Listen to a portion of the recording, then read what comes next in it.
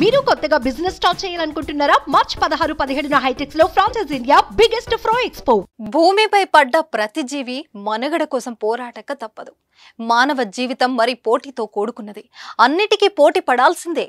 మంచి చదువు కావాలంటే సీటు కోసం పోటీ, మంచి వృత్తిలోకి వెళ్దామన్నా పోటీ, మంచి ఉద్యోగం కావాలన్నా పోటీ.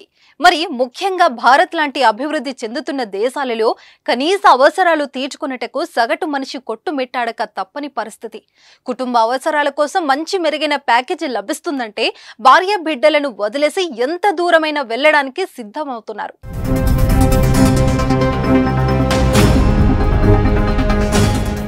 ఇదే బలహీనతనే కొందరు ఏజెంట్లు క్యాష్ చేసుకుంటున్నారు.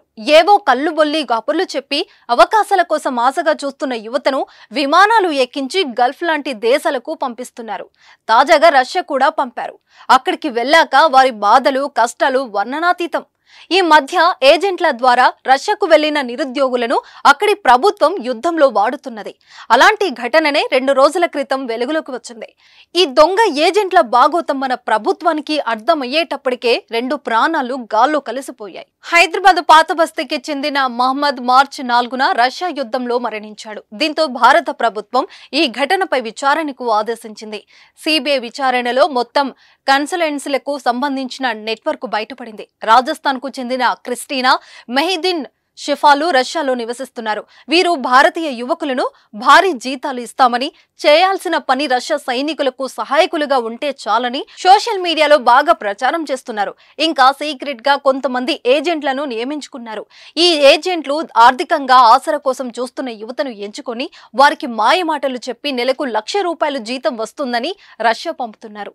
తీరా అక్కడికి వెళ్ళాక రష్యా సైన్యం వీరి పాస్పోర్ట్లు గుంజుకొని నామమాత్రపు సైనిక శిక్షణ ఇచ్చి యుద్ధంలో ముందు వరుసలో పంపుతున్నారు.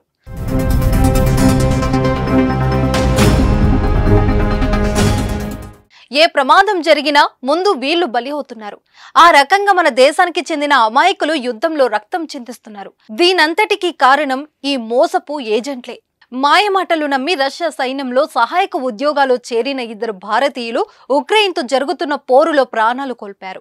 ఈ నేపథ్యంలో దర్యాప్తు చేపట్టిన సిబిఐ ఢిల్లీ, ముంబై, చెన్నై సహా దేశాల్లోని 13 ప్రాంతాల్లో సోదాలు నిర్వహించింది.